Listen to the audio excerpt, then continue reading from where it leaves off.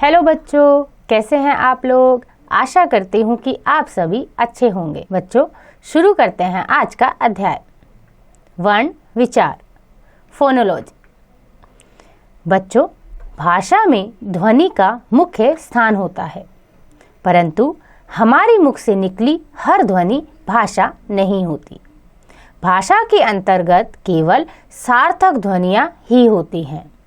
साथ ही भाषा का प्रयोग केवल मौखिक ही नहीं, लिखित रूप में भी किया जाता है। जैसे बच्चों, यहाँ एक चित्र है, आइए वहाँ क्या लिखा है पढ़ते हैं। आरती, मेरी बात सुनो, अभी आती हूँ। इस चित्र में माँ बेटी को बुला रही है और बेटी उत्तर दे रही है। किसी भाषा को सीखने के लिए सर्वप्रथम उसकी मूल ध्वनियों, अक्षर को सीखना आवश्यक है। वर्ण भाषा की सबसे छोटी इकाई है। इसके और टुकड़े नहीं किए जा सकते, जैसे क, ख, ग, घ आदि। आइए बच्चों पढ़ें वर्णों के भेद। बच्चों, वर्णों के दो भेद होते हैं, पहला स्वर और दूसरा व्यंजन। आइए पढ़ें स्वर। जिन वर्णों का उच्चारण करते समय किसी अन्य ध्वनि की सहायता न ली जाए और हवा मुंह में बिना रुके बाहर आए, उन्हें स्वर कहते हैं। हिंदी में ये 11 होते हैं, जो इस प्रकार हैं। अ, आ, ई, उ, ऊ, री से ऋषि, ए, ऐ, ओ, औ। तो बच्चों, ये थे 11 स्वर। आइए पढ़ें स्वरों के भेद। स्वर 3 प्रकार के होते हैं। पहला ह्रस्व स्वर, दूसरा दीर्घ स्वर और तीसरा लुप्त स्वर। पहले पढ़ते हैं ह्रस्व स्वर। जिन स्वरों के उच्चारण में कम समय लगता है, उन्हें ह्रस्व स्वर कहते हैं। ह्रस्व स्वर 4 हैं। अ, ई, उ, री से ऋषि। इन 4 स्वरों में हमें कम समय लग रहा है। दूसरा है दीर्घ स्वर। जिन स्वरों का उच्चारण करते समय ह्रस्व स्वरों से लगभग दुगना समय लगता है, उन्हें दीर्घ स्वर कहते हैं। दीर्घ स्वर 7 हैं। आ, ई, उ, ए, ऐ, ओ, औ। तो बच्चों, इनके उच्चारण में हमें ह्रस्व स्वर की तुलना में दुगना समय लग रहा है। अगला पढ़ें लुप्त स्वर। जिन स्वरों का उच्चारण करते समय ह्रस्व स्वरों से लगभग 3 गुना समय अधिक लगता है, उन्हें लुप्त स्वर कहते हैं। लुप्त स्वरों का उच्चारण मंत्र पढ़ते समय और पुकारने आदि के समय होता है। जिस स्वर का लुप्त के रूप में प्रयोग होता है, उसके आगे हिंदी की गिनती का 3 लिखा जाता है।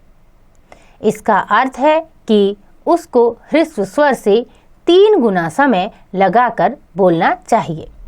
जैसे ओम, बिटिया, बबुआ, दीदी आदि।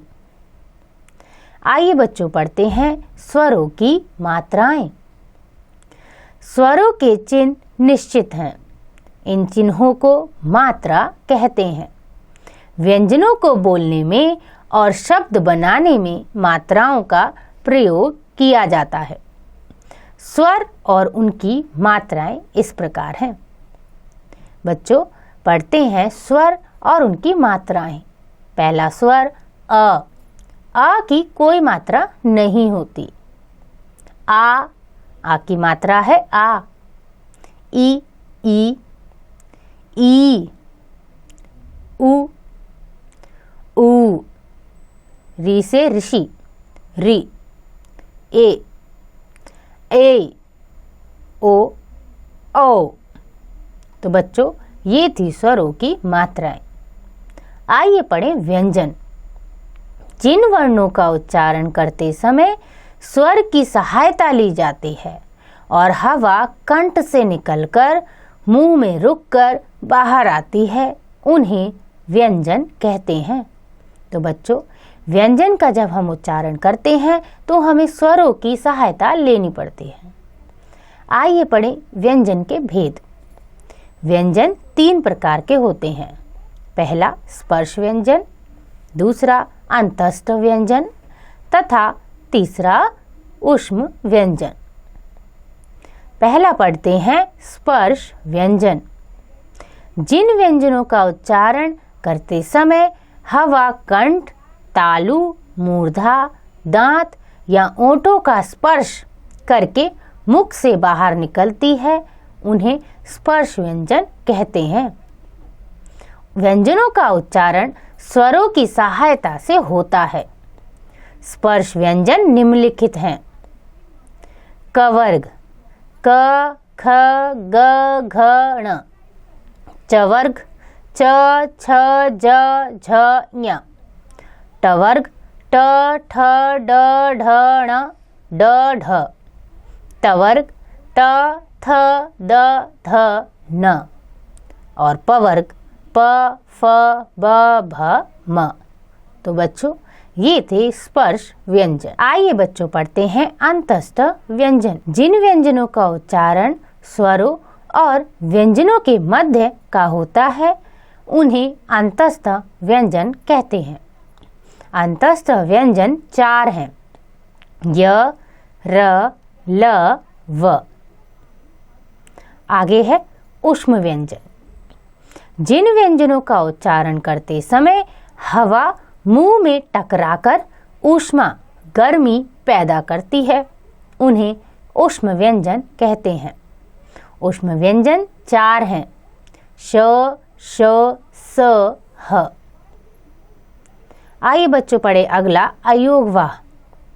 अयोगवाह का अर्थ है आ के योग से अर्थ वहन करने वाला वर्ण। अयोगवाह ऐसे वर्ण हैं जो ना तो स्वर हैं और ना व्यंजन ही है, किंतु इनका उच्चारण व्यंजनों की तरह स्वरों की सहायता से होता है।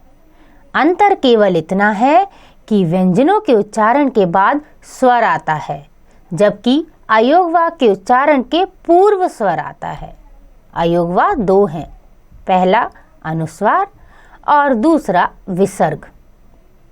तो बच्चों, अयोगवाह में व्यंजन का जब हम उच्चारण करते हैं तो व्यंजन के उच्चारण के बाद स्वर आता है, ठीक है।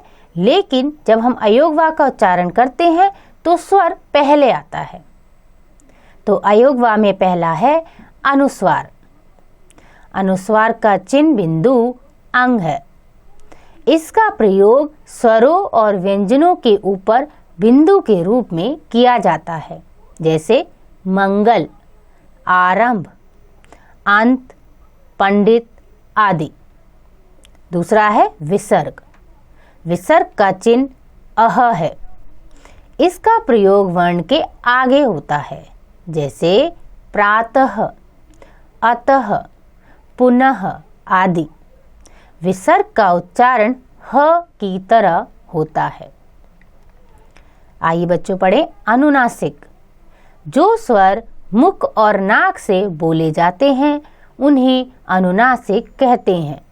इसका सूचक चंद्र बिंदु अंगः है, जिसे वर्णों के ऊपर लगा देते हैं, जैसे आँख, ऊंट, चांद आदि। जिन वर्णों की मात्रा शिरोरेखा के ऊपर लगाई जाती है, वहाँ चंद्र बिंदु के स्थान पर बिंदु लगाया जाता है, जैसे क्यों, मैं, नहीं आदि। आइए बच्चों पढ़ते हैं आगत स्वर अर्धचंद्राकार।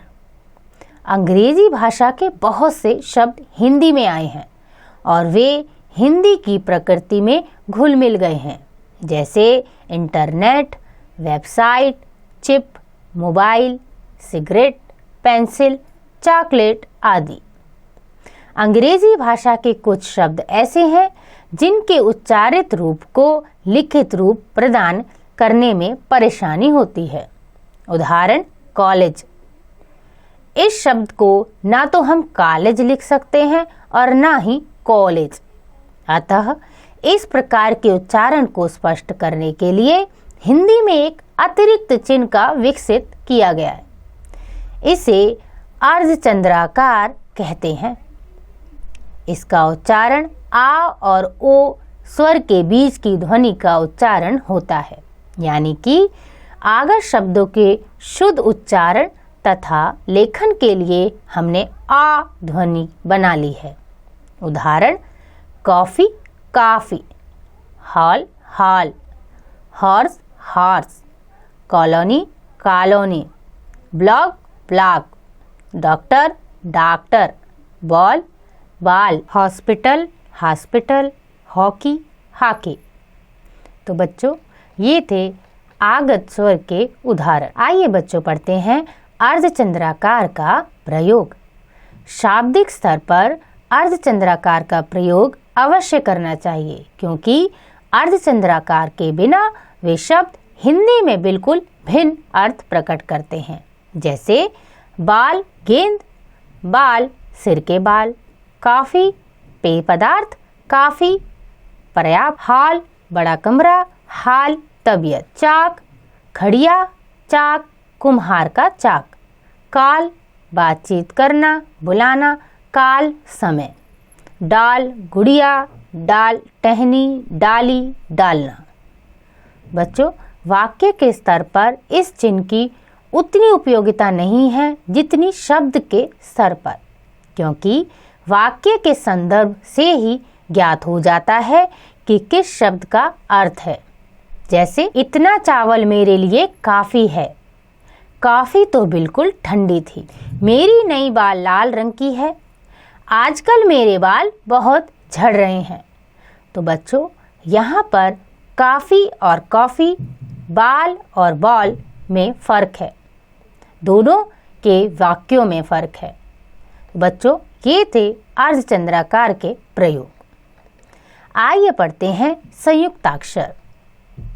हिंदी में 4 मानक संयुक्ताक्षर हैं: श, त्र, ज्ञ, श्र। ये 2 अलग अलग व्यंजनों के मेल से बने हैं। जैसे क जमा श बराबर श। उदाहरण: क्षत्रिय, कक्षा, रक्षा। ज जमा ज्ञ बराबर ज्ञ, ज्ञान, यज्ञ, विज्ञ। त जमा र बराबर त्र, पत्र, मित्र, चित्र। श जमा र बराबर श्र, श्री, श्रम, श्रमिक। इनके अतिरिक्त हिंदी में 2 या 2 से अधिक व्यंजनों के मेल से बने अनेक संयुक्त व्यंजन हैं, जिनके बारे में आपने पिछली कक्षाओं में विस्तार से पढ़ा है। जैसे क जमा य बराबर क्य, क्यारी। प जमा य बराबर प्य, प्यास। द जमा य बराबर द्य, विद्या। द जमा ध बराबर दध, श्रद्धा। न जमा य बराबर न्य, अन्य। च जमा छ बराबर चच, अच्छा। स जमा त बराबर स्तत, अस। ह जमा न बराबर हन, चिन्ह। श जमा य बराबर श्य, अवश्य। प जमा त बराबर पत, समाप्त। आइए बच्चों पढ़ते हैं द्वित्व व्यंजन। 2 समान व्यंजनों के मेल से बने व्यंजन द्वित्व व्यंजन कहलाते हैं। जैसे क जमा क बराबर कक, पक्का। च जमा च बराबर चच, सच्चा। ज जमा ज बराबर जज, छज्जा। त जमा त बराबर तत, कुत्ता। न जमा न बराबर नन, अन्न। द जमा द बराबर दद, कद्दू। तो बच्चों, ये थे द्वित्व व्यंजन के उदाहरण। आइए पढ़ें र व्यंजन के संयुक्त रूप। र व्यंजन के संयुक्त रूपों की स्थिति निम्नलिखित प्रकार की होती है। पहला, र में यदि स्वर न हो और वह किसी अन्य व्यंजन से संयुक्त होता है तो इस स्थिति में र अगले व्यंजन के ऊपर रेफ के रूप में लिखा जाता है। जैसे र जमा य बराबर यर, आर्य सूर्य। र जमा म बराबर रम, कर्म धर्म। र जमा क बराबर रक, तर्क अर्क। र व्यंजन यदि स्वर सहित हो और उससे पहले कोई व्यंजन बिना स्वर का हो तो र पदेन के रूप में उस वर्ण के साथ जुड़ जाता है। जैसे म जमा र बराबर म्र, आम्र धूम्र। प जमा र बराबर प्र, प्रेम प्राचीन। भ जमा र बराबर भ्र, भ्रम भ्रमण। आगे है ट ठ ड ढ के बाद आने वाला स्वर सहित र पदेन के रूप में इस प्रकार के चिन्ह से जुड़ता है। ट जमा र बराबर ट्र, राष्ट्र ट्रेन ट्रक। ड जमा र बराबर ड्र, ड्रम ड्रामा। त जमा र नियम अनुसार त्र बनता है, परंतु परंपरा से त्र रूप हिंदी को मिला है। मानक वर्तनी में दोनों ही मान्य हैं, जैसे मात्रा मात्रा, त्रिशूल त्रिशूल। श जमा र बराबर नियम अनुसार श्र बनना चाहिए, परंतु परंपरागत रूप से श्र ही मान्य है, जैसे श्रीमान। आइए बच्चों पढ़ते हैं वर्ण विच्छेद। जब शब्द में प्रयुक्त वर्णों को अलग करके लिखा जाता है उसे वर्ण विच्छेद कहते हैं। जैसे कृपा। अब कृपा का हम वर्ण विच्छेद करेंगे। कृपा में जितने वर्ण हैं उन्हें अलग अलग करेंगे। क जमा री से ऋषि जमा प जमा आ। गिलहरी। ग जमा ई जमा ल जमा अ जमा ह जमा अ जमा र जमा ई। कोयल। क जमा ओ जमा य जमा अ जमा ल जमा अ। चांद। च जमा आ जमा द जमा अ। बंदर। ब जमा अ जमा न जमा द जमा अ जमा र जमा अ। संबंध। स जमा अ जमा म जमा ब जमा अ जमा न जमा ध जमा अ। उपवन। उ जमा प जमा अ जमा व जमा अ जमा न जमा अ। तबला। त जमा अ जमा ब जमा अ जमा ल जमा आ। तो बच्चों ये थे वर्ण विच्छेद।